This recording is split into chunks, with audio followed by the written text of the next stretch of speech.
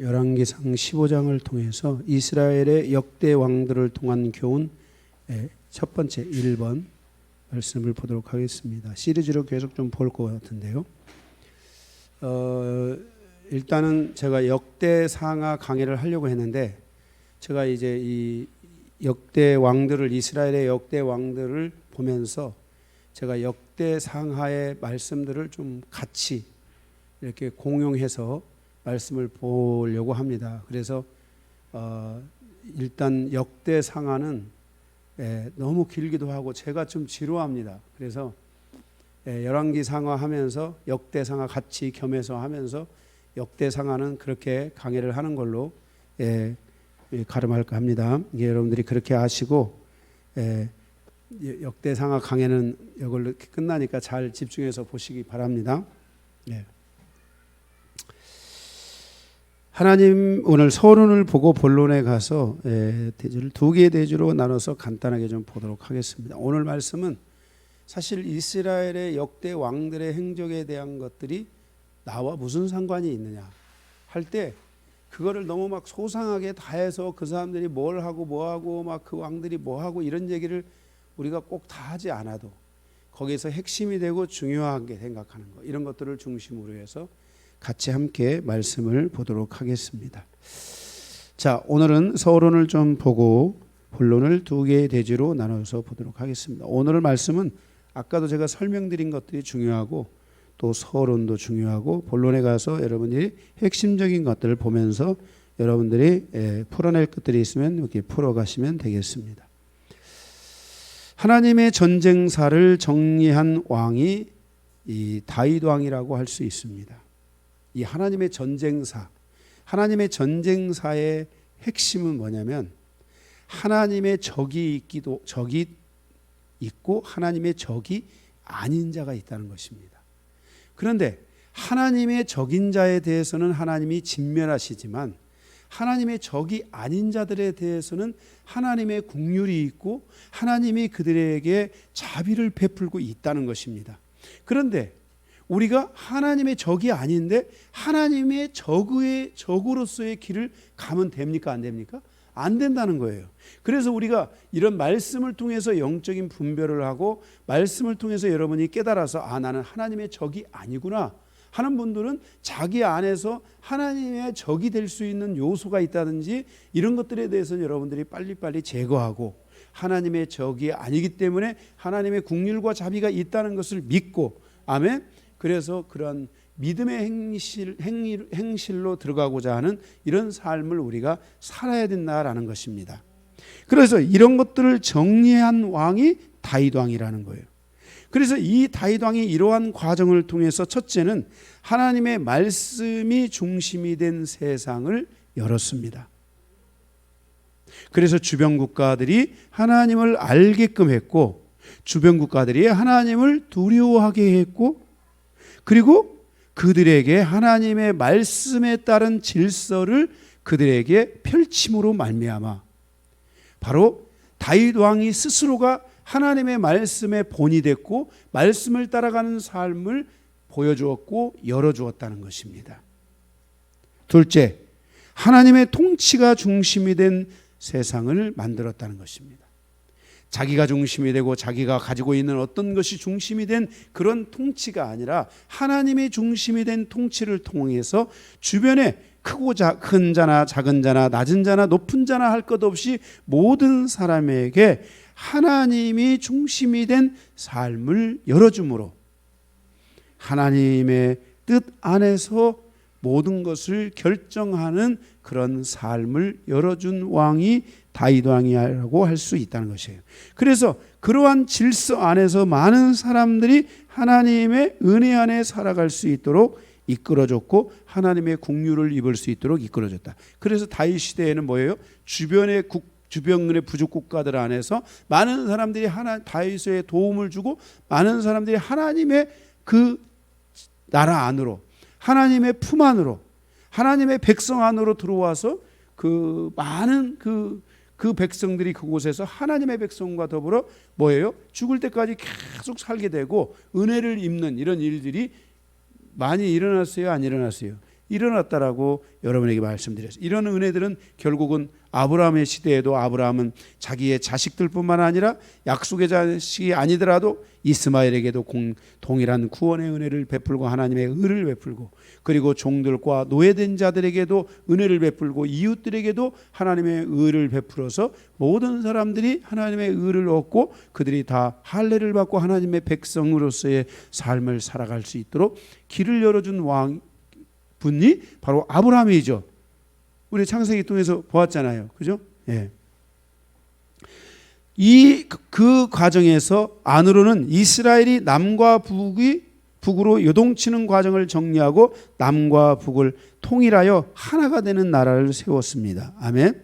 밖으로는 주변 국가들이 전쟁과 싸움, 그리고 서로를 향해서 미움과 분쟁으로 인하여 사탄의 세상, 즉 사단의 질서 안으로 들어가는 것을 차단하고 사랑과 용서를 통해서 선으로 악을 이기고 악을 선으로 바꾸고 악에 속하지 않고 선에 속하는 인생사, 가족사, 민족사를 만들어가는 데 성공한 왕이 다윗이라고 할 수 있으며, 바로 그러한 그 나라를 다윗이 솔로몬에게 넘겨주고자 했지만 솔로몬은 다윗의 시대를 계승하지 못하고 결국 실패하는 왕이 돼서 나중에 그의 노년의 선도서를 통해 모든 것이 헛되다라고 말하면서 그의 인생을 돌이키고 뉘우치는 이런 장면들이 있는 것을 보게 됩니다. 우리가 다시 한번 그림을 여러분에게 그려드리면, 이스라엘이 있죠. 여기가 갈릴리, 여기가 사해, 여기가 이렇게 지중해가 있고 여기에 유브라데스 강이 있고 여기에 아람 부족국가, 여기에 암몬 부족국가, 여기에 모압 부족국가, 여기에 에돔 부족국가, 여기에 블레셋 부족국가, 여기에 애굽이라는 거대한 나라가 있었죠. 그죠? 예.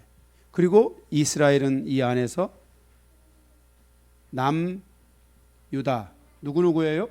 유다와 베냐민 지파, 두 지파죠. 여기 두 지파, 유다와 베냐민 지파, 그리고 북이스라엘 몇 지파? 10지파가 북이스라엘을 이루고 있잖아요. 그죠? 이렇게 되어져 있는 이 모든 것들을 뭐예요? 다윗은 이런 이 북이스라엘과 남유다를 정말 하나님의 통치와 말씀의 통치 안에서 다스림을 받을 수 있도록 이들을 한 나라로 만들었고, 다윗이 통합왕이 됐다는 것보다 더 중요한 것이 그런 나라를 만들어줬다는 거예요. 그래서 백성들이 그러한 하나님을 믿고 그런 나라를 갈망하면서 갔다는 거예요. 따라가고. 그리고 그 과정에서 뭐예요? 블레셋과 그리고 아람과 암몬과 모압과 에돔과의 과정에 있어서 불필요한 것들을 제거하고, 애굽 또 애굽까지, 그죠? 애굽까지의 과정에서 모든 불필요한 것들을 제거하고 차단하고 하나님의 뜻과 하나님의 질서 안에 살아갈 수 있도록 하나님의 역세 시대, 하나님의 시대, 믿음의 세대를 열어준 왕이 바로 이 다윗 왕이에요. 이 왕이요. 이해가 되십니까?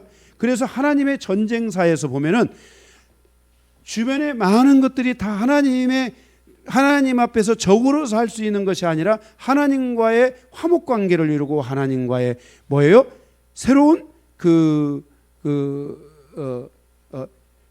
협력의 관계를 이루고 하나님의 말씀을 들음으로 그 말씀을 받아들인 자들이 하나님의 백성과 동일한 축복을 얻고 동일한 은혜를 얻고 살아갈 수 있도록 길을 열어준 왕이, 이것을 정리한 왕이 바로 이 다윗 왕이에요. 그래서 이스라엘의 역대로부터 시작해서 모든 왕은 다윗 왕의 시대를 살았느냐 안 살았느냐를 결정하는 거고, 지금도 현재 이스라엘이 뭐예요? 다윗 왕의 시대를 꿈꾸며 살아가고 있는 거예요.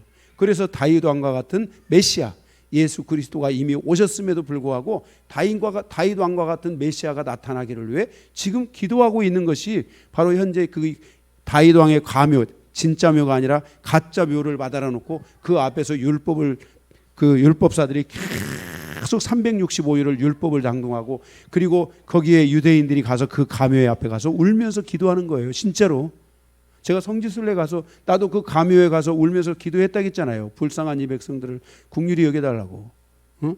예수 그리스도가 이미 오셨음에도 불구하고, 다윗의 왕의 가문에서 오신 예수 그리스도가 오셨음에도 불구하고 이런 허구에 지금 그 향해서 가고 있는, 그래서 이들은 언제만이 비로소 깨닫게 되는 거예요? 율법이. 그래서 이런 모든 것들을 차단함으로 말미암아서 여기에 이 아수르가 있고, 여기에 그리고 바벨론이 있는데, 이 바벨론이 쳐들어올 수 있는 모든 길들을 다 차단시킨 왕이 바로 이 다윗 왕인 거예요. 다윗 왕. 그런데 이것들이 이제 지금 북이스라엘과 남유다를 통해서 이것들이 깨어지면서 결국은 이 모든 적들이 다 살아나서 이들이 이스라엘을 적대 관계가 되게 되고, 이스라엘과 싸움의 관계가 되고, 남과 북이 200년 동안을 하루도 빠짐없이 맨날 죽이고 싸워서 지금 첫 번째 오늘 말씀해 보니까 북이스라엘에서 80만을 모집하고 남유다에서 50만을 모집했는데, 거기에 북이스라엘에서 몇 명이 죽는 줄 아세요? 50만 명이 죽어요. 50만 명. 그런데도 그 전쟁이 끝나지 않고 이 전쟁이 계속돼 가는 거예요, 이게. 그리고 주변 국가로부터 계속 원수 관계가 생기기 시작하면서 하나님과의 적대적 관계를 열어가고, 하나님과의 전쟁사에서 하나님과의 전쟁이 치러지는 이런 일들이 있게 되고, 결국은 이제 나중에는 아수르가 들어와서 북이스라엘을 치게 되고, 남유다가 와서 남아있는, 이제 남유다마저도 이제 바벨론이 들어와서 남아있는 두 지파 유다마저도 이제는 90%를 싹쓸이하고 10%만 남겨두는, 그리고 그들 10%를 포로로 잡아가는 이런 일들이 일어나게 되네 말이에요. 그래서 이 남유다에서 바벨론으로 잡혀가서 70년 동안을 포로 생활을 하는 거예요. 그리고 그 포로 생활이 끝날 때쯤 해가지고 이제 하나님이 말씀하신 바로 그때 이스라엘이 회복되는 때가 왔나이까 문을 때 가브리엘 천사가 와가지고 가르쳐 준 것이 그 70년은 이때 70년이 아니라 바로 71년이라 해가지고 그 71회가 종말론과 연결이 되는 거예요. 이해가 되십니까? 여러분들이 오늘 말씀 이거 여러분들이 정리 안 되시는 분들은 간략하게 쫙 정리 제가 해드렸으니까 가서 여러분들이 정리하시면 되는 거예요. 그 결과 바로 내부적으로 남과 북이 싸우고, 외부적으로는 주변에 있는 나라들과의 전쟁이 시작되게 되고, 그리고 그 과정에서 하나님의 적들이 발생하게 되고, 하나님의 전쟁사에 대한 혼돈과 혼란의 시간들이 오게 되면서, 결국 이 모든 것들은 밖에 있는 적도 중요하지만은 안에 있는 내부의 그 결속에 하나님의 말씀과 하나님의 통치를, 하나님의 말씀의 통치와 하나님의 통치를 가져오지 않는 데서 오는 그런 악함과 악업에 의해서 이들이 악하니까 이 하나님이 대적들을 일으키게 되고, 무슨 말인지 알겠어요? 이들과의 전쟁을 통해서 이스라엘은 2000년 이상 큰 고통의 시간으로 돌아가는 거예요. 3000년 가까운 시간을. 이해가 되십니까? 예. 3000년. 진짜 말이 3000년이지 3000년 동안에 이스라엘은 공격받으며 살아가. 지금은 미국 가서 이스라엘 유대인들이 안정을 되찾은 거예요. 예? 스페인이나 러시아 같은 데 이런 데 가서도 유대인들이 가가지고 그곳에서 많은 사람들이 아우디 탄강 이런 데 들어가서 죽게 되고, 거기에서 사람들이 강제로 그 사람들이 무기를 만들고, 유대인들이 거기에 들어가서 강제로 무기를 만들고, 무기로 강제로 핵무기를 만들고, 이런 일들을 다 유대인들이 하게 되는 거예요. 결국 하나님이 원하지 않는 일들을 이들이 다 가서 결국은 하게 되는 거예요.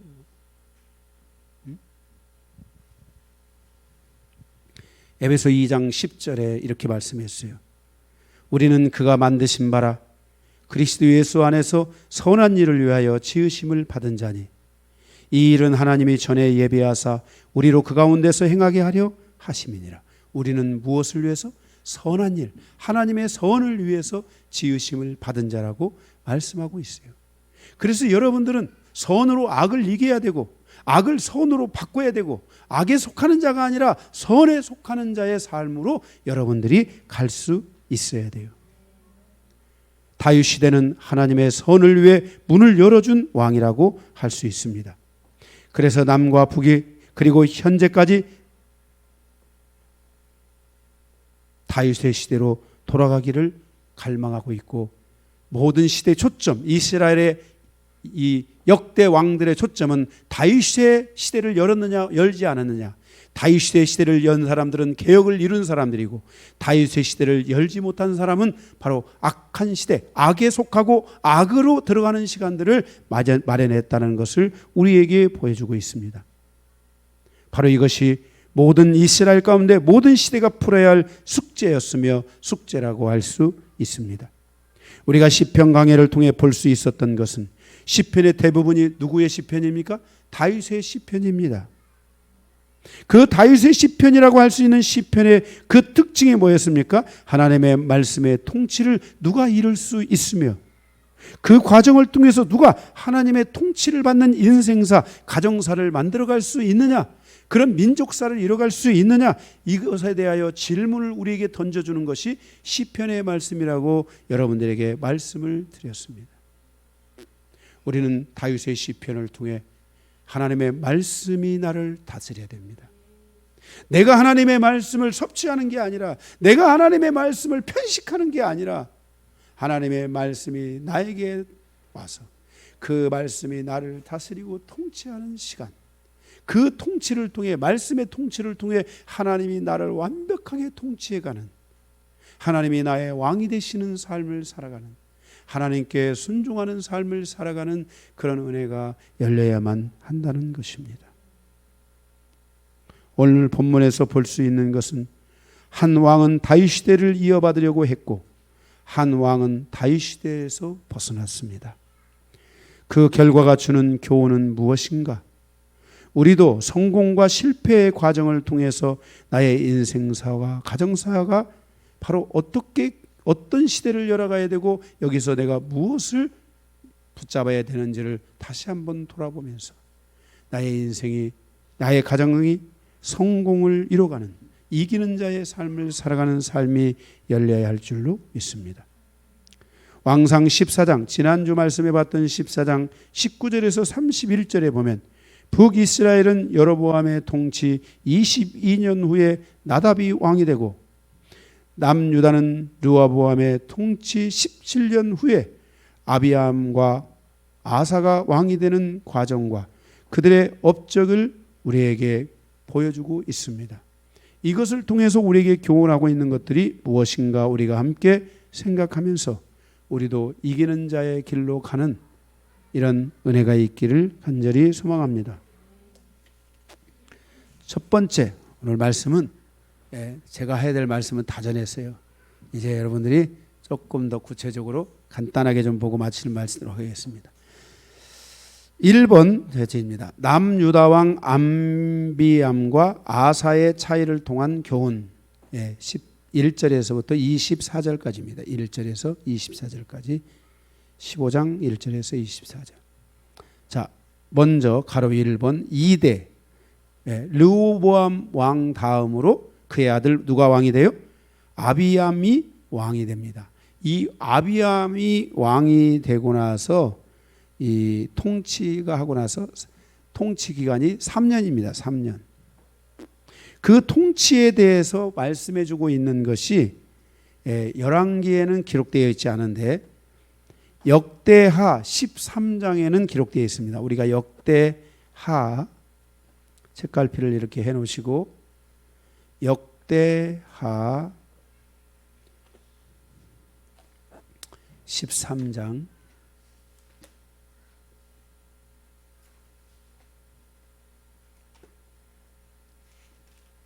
역대하 13장을 보시면 아비야와 여로보암의 전쟁, 이건 뭐예요? 남유다와 북이스라엘의 전쟁에 대해서 말씀하고 있어요. 거기 2절에 보면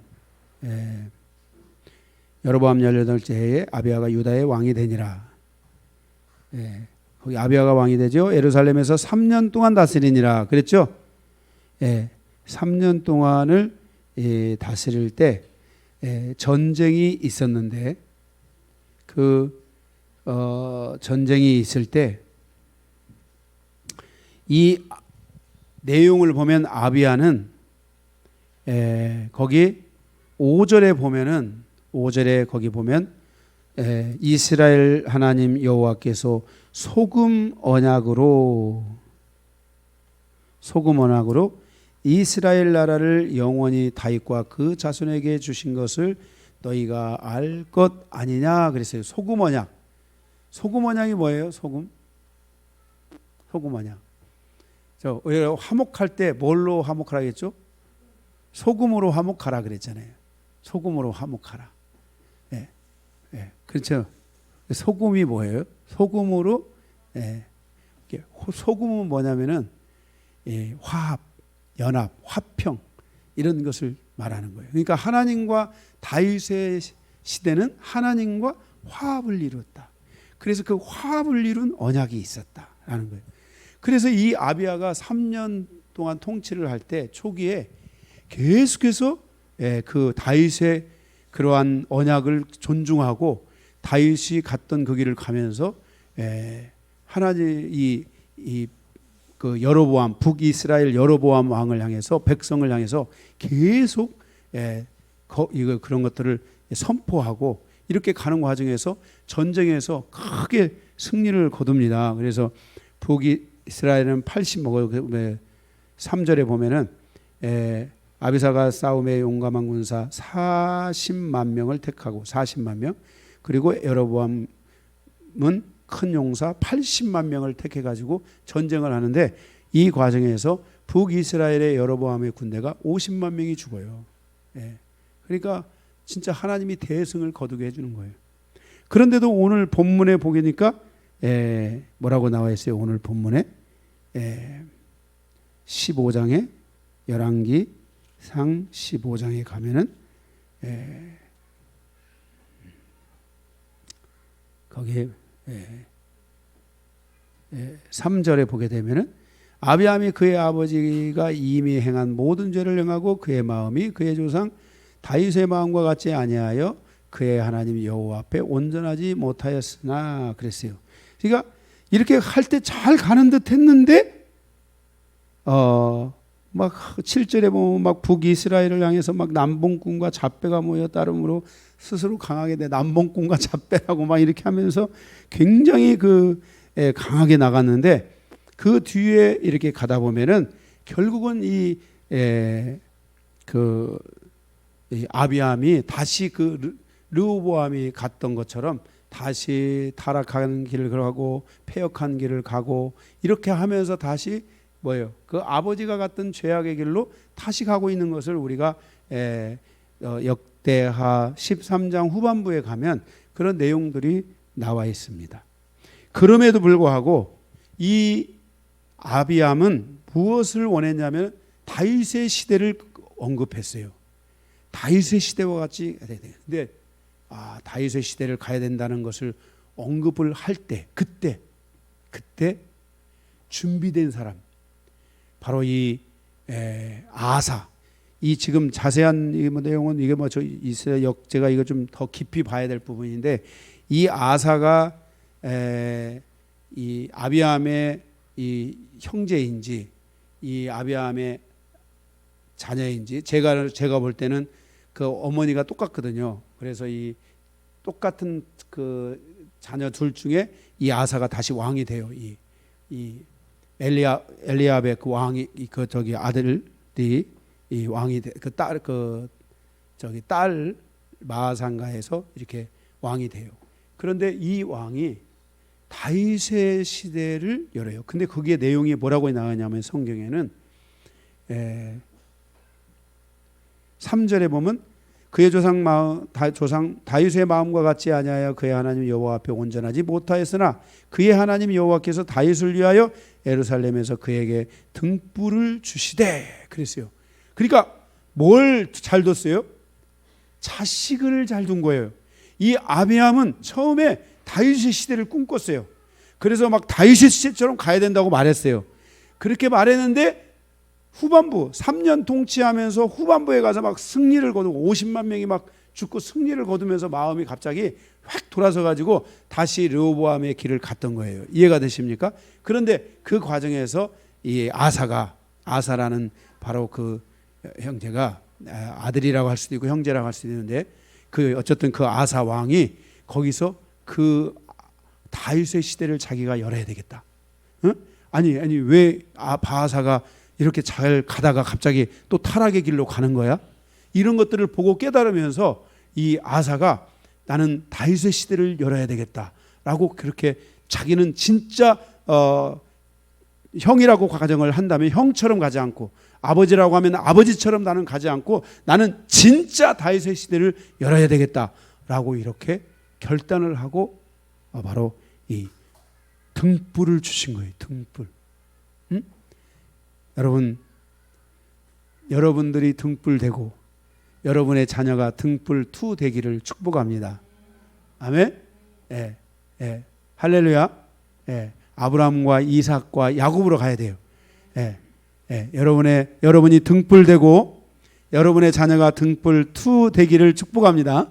제가 이 말하면 다 이해되셨죠? 등불 2라고 하니까 뭐 등불 2가 뭐야? 이렇게 물어보지 않아도 다 아실 거예요. 꼭 그렇게 가시. 여러분들이 등불 되고 여러분들의 자녀는 햇불 되는, 할렐루야, 햇불 되는, 그리고 여러분 그 다음 자녀는 용광로가 되는 이런 큰 은혜가 있기를 축복합니다. 그래서 두 번째, 그 3년 만에 결국은 죽고 그 뒤를 이어 아사가 왕이 됩니다. 두 번째 3대 남유다의 3대 왕. 여기 다 하셨죠? 여기가 1대가 누구예요? 남유다의 르호보암. 그 다음에 누구예요? 아비암. 그 다음에 아사. 그죠? 이 아사가 세 번째 이제 남유다의 왕이 되는데 이 아사가 그나마 놀라운 일을 하시는데 두 번째 아사왕 몇 년을 통치해요? 41년을 통치하는 거예요. 정말 오래 통치했죠. 아사왕의 통치의 핵심은 10년간 그는 진짜 하나님이 원하는 것을 다 이루었어요. 다 이루고 그 모든 것들을 다 이뤘는데 결국은 이제 부족한 것도 있었어요. 세 가지를 했는데 아사왕 통치에 세 가지가 있었어요. 첫째는 아사와 아사랴 선지자의 만남이 있었어요. 여러분들이 여러분의 인생사에 영적인 리더와 여러분들이 이 관계를 만들 줄 알아야 돼요. 다윗에게는 누가 있었어요? 다윗 왕에게는 누가 있었어요? 사무엘과 나단과 갓이라는 선지자의 관계가 만들어졌어요. 여러분의 인생에 바로 이러한 선지자들과 이런 하나님의 사람과의 만남의 관계를 소중하게 생각하고요. 그냥 얼굴만 봐도 해결될 수 있어요. 그렇게 관계를 잘 열어놓으면 이런 것들이 굉장히 중요해요. 그런데 아비암은 그게 안 됐는데 아사는 아사랴라는 선지자와의 만남이 이루어졌어요. 아마 어쩌면 그럴 수도 있어요. 3년 차이밖에 안 나기 때문에 아비암에게도 여기 아사랴라는 선지자가 만나셨을지도 몰라요. 그런데 아비암은 그것을 아마 멀리했고 가까이 하지 않았고, 뭐에서 가까이 하자든 가까이 하지 않았고, 아사는 아사랴라는 선지자를 만나서 놀라운 만남이 이루어지고 다윗의 시대를 열어가는 결정적 계기가 바로 이 아사랴라는 선지자와의 만남을 통해서 이루어져요. 우리가 역대하 15장에 가보면 거기 책갈피를 해놓으시고 역대하 15장에 가보시면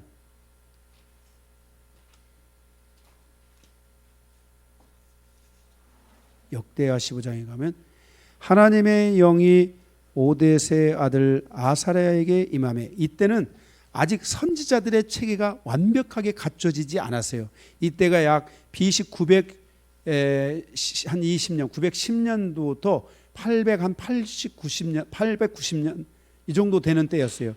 그게 처음 선지자라고 할 수 있는, 진짜 제대로 된 선지자라고 할 수 있는 바로 엘리야 선지자나 이런 분들이 880년 70년대에 등장하기 시작해요. BC. 무슨 말인지 알겠어요? 그러니까 그런 선지자가 갖추기 전이었는데도 하나님의 영이 오데스의 아들 아사랴에게 임하매 그가 나아가서 아사를 맞아 이르되, 그러니까 하나님의 영이 임해서 그 아사랴를 누가 만나는 거예요? 아사가 만나가지고 그 아사가 그 아사랴 선지자의 그 가르침을 통해서, 말씀을 통해서 이 아사가 하나님의 통치, 다윗 시대가 갔던 그 하나님의 통치의, 말씀의 통치와 하나님의 통치를 받아들여요. 이해가 되셨습니까? 이런 부분들이 굉장히 중요해요. 그래서 그 아사랴가 하나님이 원하는 통치가 무엇인지를 그에게 쭉 설명을 하는데, 그것들을 이 아사 왕이 받아들여서 결국은 그가 하나님의 말씀의 통치와 하나님의 통치를 받아들여서 다윗 시대와 같은 시대를 열어가게 되는 것을 보게 돼요.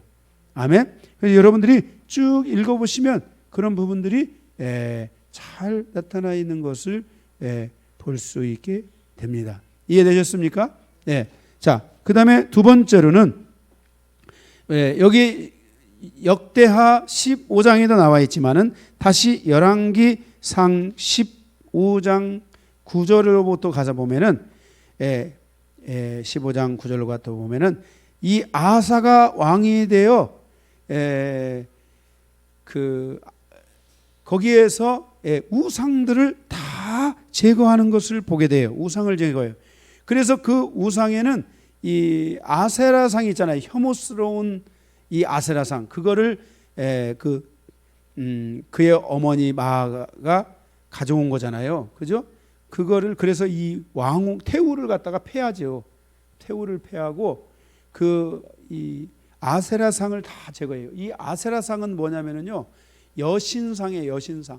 그래서 이 여신상에 가지고 이게 그 안에 그 남색하는 걸 뭐라고 그래요? 그 남자 창놈? 응? 창기, 남자 창기를 뭐라고 그래요? 응?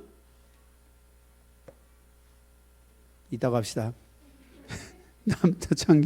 남자 창기들이 득실득실해 가지고 막 그 안에서 이 음란한 행위들이 막 이루어지고 진짜 아주 진짜 막 더러운 일들이 하나님의 성전 안에서, 이 솔로몬 성전 안에서 막 이루어지고 이런 일들이 있었어요.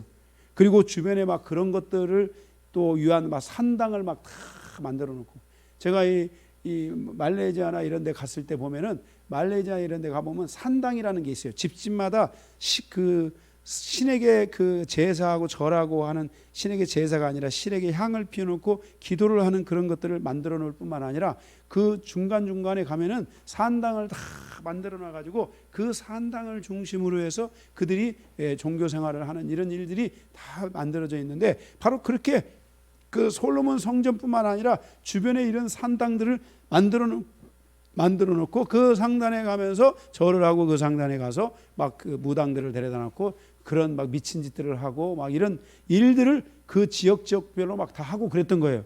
이해가 되십니까? 그런데 그 아사 왕이 그런 우상을 다 제거했어요. 그래서 그 우상을 제거하면서 그들이 다윗 시대와 같이 하나님을 쫓아가는 일들을 그들이 거기서 행하게 되는 것을 보게 돼요. 이해가 되십니까? 네. 그래서 그의 15절에 보면 그가 그의 아버지가 성별한 것과 자기가 성별한 것을 여호와의 그가 아니구나. 그래서 그가 11절이군요. 아사가 그의 조상 다윗같이 여호와 보시기에 정직하게 행하여, 다윗왕이 갔던 것처럼 그 시대를 다윗의 시대와 같은 시대로 열어가려고 이 아사 왕이 거기서 몸부림을 치게 되는 것을 보게 돼요. 그런데 세 번째, 아사 왕에게 부족한 게 하나 있었어요. 14절에 보면 다만 산당을 없애지 아니하니라 그랬어요. 그러나 아사의 마음이 일평생 여호와 앞에 온전하였으며 그랬어요. 41년 동안 여호와 앞에 온전했는데 한 가지를 안 했어요. 그게 바로 뭐냐면은 산당을 없애지 않은 거예요. 이 산당은 귀신의 집. 예. 제가 아까도 여러분에게 말했지만은 여러분들의 이 자신의 집이 다 태워져야 돼요.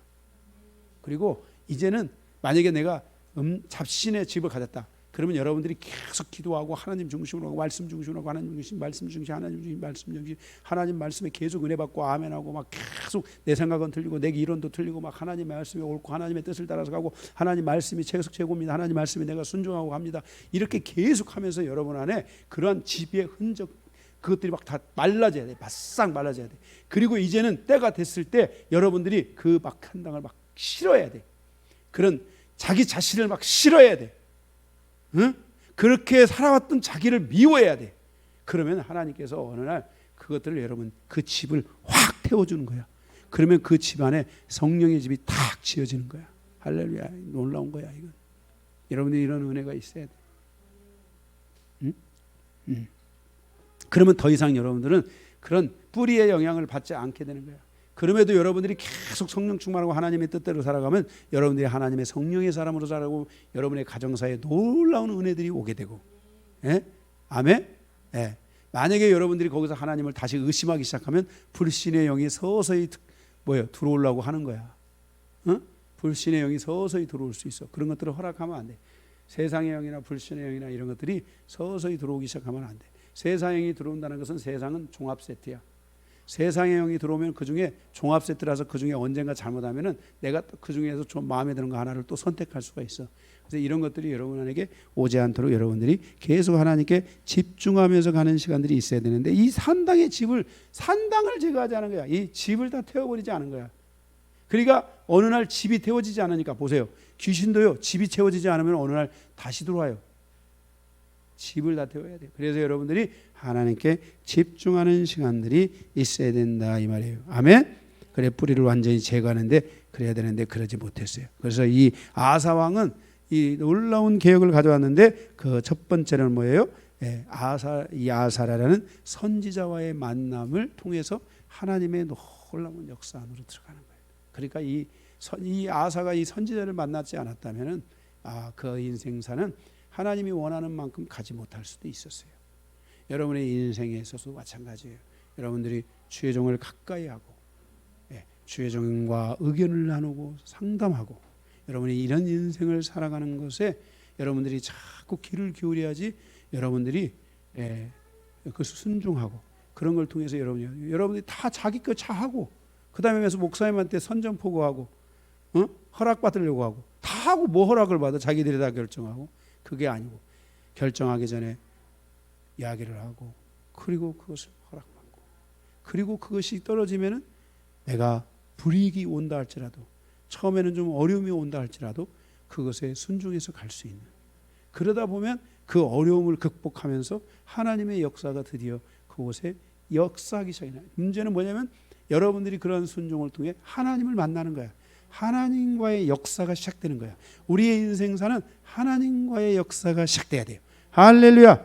예. 그런데 그런 부분을 아사는 열었고 우상을 제거했지만 산당을 제거하지 않았다는 거예요. 두 번째, 북이스라엘 왕 나답과 바하사를 통한 교훈.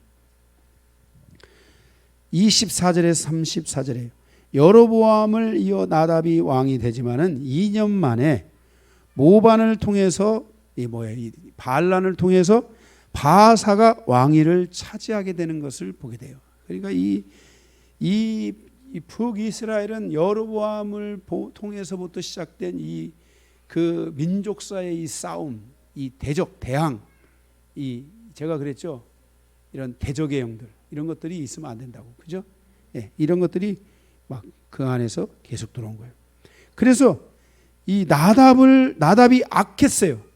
나답이 자기 그 아버지가 갔던 그 여로보암의 길을 간 거예요. 그러니까 그것을 보고 있던 이 바하사가 어떻게 저러냐, 저희 다윗의 길을 가지 않고, 저렇게 악한 길로 가냐 하고서는 그 왕을 결국 죽여요. 죽이고서 바하사가 결국 왕이 돼요. 그런데 이 바하사도 자기는 그렇게 가지 않을 거라고 생각하고 그 나쁘다고 생각해서 그를 죽이고 자기가 왕이 됐는데 불구하고 그 바하사도 여전히 무슨 길을 가는 거예요? 자기가 그런 악한 길로 가는 거예요. 이게 바로 뭐냐면은 역기능이며 묶임이라는 거예요. 여러분이 생각할 때 나는 잘하니까 나는 내 아들은 그렇게 살지 않게 할 거야. 내 아들은 내 자녀는 그렇게 살지 않도록 내가 잘할 거야. 여러분이 그렇게 생각하잖아요. 그죠? 그래서 여러분들은 성공할 것처럼 생각하잖아요. 그죠? 그건 여러분의 힘으로 되는 게 아니에요. 내가 그렇게 살고 싶지 않은 사람, 도덕도요. 도둑님 있잖아요. 도덕질하는 님, 도둑님도 자기 아들은 너 절대 도둑질하지 말라. 그런데 그 아들이 상도둑질이 되는 거예요. 도둑님이 되는 거예요. 예? 잘 가르친다고 했는데도 결국은 도둑님이 되는 거예요. 큰 도둑님. 그래서 무당도 보면서 무당도 대를 이어요. 무당 어머니가 절대 무당 안 시킨다 했는데 그 딸이나 아들이 그 대를 이어가지고 무당 되는 거예요. 큰 무당. 무슨 말인지 알겠어요? 예. 이런 것들이 영적인 흐름이라는 게 무서운 거예요. 여러분들이 정말 이 하나님과의 이 깊은 이 영성의 시간을 통해서 여러분들이 이 묶임을 제가 그러죠. 아까 세 가지 설명했죠.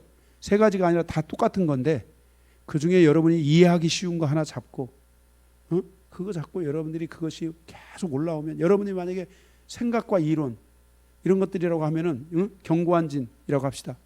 막 생각이 계속 올라와. 그런 분들은 생각이 안 올라올 때까지 그거를 쳐야 돼요. 그 뿌리를 제거해야 돼요. 계속 치고 또 치고 또 치고 또 치고. 목사님 저는요 지금까지 했는데도 안 쳐지네요. 더 치세요. 예. 백날 해도 안 돼요. 그런 분이 있어요. 여러분 10년을 10,000번을 해도 안 돼요. 10,000번을 하면 하루에 여러분이 그것을 하루에 몇십 번을 쳐야 10년 뭐 얼마 동안 하면 10,000번이 돼요. 그러니 여러분들이 그게 쉬운 게 아니에요. 그래서 여러분들이 계속해서 그거를 쳐야 돼요. 계속 쳐야 돼요. 끝날 때까지 치세요. 근데 어느 날에 하나님이 여러분에게 승리를 주세요. 승리를 주세요. 여러분들이 이런 역기능들, 이런 경관진들, 생각이 올라와서 생각에서 계속 집을 짓고 이렇게 살아가는 것들, 낙심하고 근심하고 막 이러면서 살아가는 것들, 이런 것들을 막 다 쳐야 돼요. 찰 때까지 기도하는 거예요. 칠 때까지. 칠 때까지 기도해.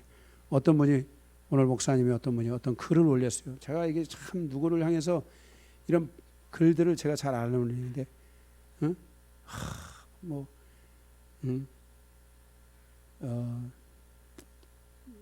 믿음의 말을 하는 사람들은 뭐라 했더라? 믿음의 말을 하는 사람들은 믿음의 말을 하지 않으면 두려움의 공격을 받기 때문에 계속 믿음의 말을 한다고. 그 말도 안 되는 얘기를 하는 거예요. 그래서 제가 그걸 정면으로 박치게 하기는 어려워서 이 글의 은혜를 받고 저의 생각도 이렇게 올립니다 하면서 거다 그렇게 했어요. 우리가 믿음의 선포를 계속할 때 두려움은 나에게서 떠나가고 두려움을 이길 수 있게 되고 두려움을 이겨야만 사단의 전략과 사단의 일하는 것들을 알게 되고 그것들을 우리가 완벽하게 제거할 때 우리는 승리하는 자의 삶으로 간다고 쭉 큰 장문은 아니더라도 이런 댓글로 장문이죠. 쭉 해서 제가 정리해가지고 쭉 해서 그렇게 해서 이 글에 은혜 받고 나의 생각도 올려봅니다 하면서 제가 올려드려요. 왜냐하면 거기에 어떤 분이 그 글을 보고 목사님이 그 글을 읽고 은혜가 되네요. 할렐루야 아멘. 이렇게 하고 있는 거야. 내가 기가 막혀가지고 진짜 그거 읽어보면 내가 딱 보는 게 그냥 이분은 얼마나 상처가 큰가. 어? 이분 앞에서 누가 잘난 척하면 다 죽는구나. 너무 그 글 자체가 너무 그 상처가 되는 말들이야. 말도 안 되는 거야. 하나님이 이렇게 하시나? 이게 이런 하나님인가 할 정도로 이런 글들의 내용을 적었길래 제가 거기다가 진짜 이 글에 은혜 받고, 이건 조금 제가 그분하고 충돌하지 않기 위해서 이 글에 은혜 받고 제 마음에 있는 것을, 이것을 제가 역으로 반대로 이렇게 바꿔서 한번 표현해 봅니다 하면서 제가 거기에 쫙 썼어. 답이 그거에 말에 은혜 받는 날 말 안다라고 돼? 보긴 봤나 모르겠어. 다른 분들이 아마 제가 안 해놨으면은 그 글에 또 누군가가 또 뭐 올렸을지도 몰라요. 그래서 제가 목사님들 보호하기 위해서 제가 그 글을 이렇게 올려놨어요. 잘했다고 생각해요. 어쨌든 우리가 이 삶에 이런 역기능은 내가 이렇게 가지 않도록 해야 되겠다라고 생각하는 사람은 하나도 없어. 아까 그랬잖아요. 도둑님도 자기 자식 가르칠 때는 절대 도둑님 가르치지 않는다고. 그런데 왕도둑 되는 거야. 그런 것처럼 우리 삶이 내가 원하는 대로 되는 게 아니라 하나님의 은혜로 갈 수 있어야 되고, 내가 그러한 것들을 실질적으로 끊어줘야만이 그런 삶이 멈춰지는 거예요. 제가 그랬잖아요. 저는 이것과 30년을 싸워온 사람이에요. 그죠? 여러분들이 그것을, 하나님이 그것을 이길 수 있도록 영성의 시간도 주셨어요. 그리고 여러분들에게 제가 지금 그동안에 여러분들이 사역으로든 말씀으로든 무엇으로든지 지금까지 계속 여러분들이 그 길로 갈 수 있도록 제가 여러분을 이끌어 왔다고 제가 할 수가 있어요. 그래서 여러분들이 이런 것들을 아시고 여러분들이 더 바짝 긴장하고, 여러분들이 아직 안 끊어진 것들이 있다면, 내가 죽어서라도 이것이 끊어질 수만 있다면, 하나님, 내가 주의 종의 말에 의지하여 우리 영광교회 주신 권세에 의지하여 내가 믿음으로 이 길을 가오니, 내가 이 기도를 드리오니, 하나님은 나의 기도를 들으셔서 내 생전에 허락해 주시되, 만약 그것이 하나님이 그렇게 때가 아니라면 죽어서라도 반드시 이 은혜는 풀어져서 우리의 가문에 역기능이 멈춰지고 그 묶임들이 멈춰지고 하나님의 은혜의 길이 열릴 수 있게 해달라고 여러분이 그렇게 기도할 수 있어야 돼요. 그러면 여러분, 하나님은 이기십니다. 하나님은 반드시 우리의 기도에 응답하시는 하나님이라는 것을 기억해야 돼요. 이런 것들을 하나도 하지 않고, 이런 기도를 드리지 않고, 이런 삶으로 우리의 삶이 가지 않으면, 여러분들은 생각할 때 그냥 다 나처럼 내 자식이 사는 건 당연하다고 생각할지 모르지만, 여러분의 고통보다 그 자녀가 겪을 고통은 더 클 수도 있다는 것을 여러분들이 반드시 기억해야 돼요. 우리가 사랑이라는 것은 그래요. 사랑은 내 자신의 아픔과 고통을 치유받고 나도 사랑받아야 될 그러한 존재이지만, 그러나 더 큰 은혜는, 사랑의 더 큰 은혜는 내 자녀들이 사랑받는 존재가 되도록 하는 것, 그 길을 여는 것이 더 큰 은혜라는 것을 여러분들이 기억해야 돼요. 제가 볼 때 그래요. 저는 이제 나이가 많이 먹어가고 있어요. 제가 우리 기도와 우리 한종이를 보며 기도하고 있어요. 이들이 이 땅에 살아가며 아내로부터, 가족들로부터, 자녀들로부터, 주변에 많은 사람들로부터 사랑받는 자녀가 됐으면 좋겠다. 그리고 더 나아가서 우리의 손주들, 이들이 사랑받는 그러한 자녀들로 크기를 간절히 바라고 소망하는 마음을 가지고 늘 그들을 지켜보고 하나님께서 그들을 향하여 기도하게 하고 있는 것을 저는 보게 돼요. 이게 여러분에게도 똑같이 이루어져야 된다고 믿습니다. 말씀 끝입니다.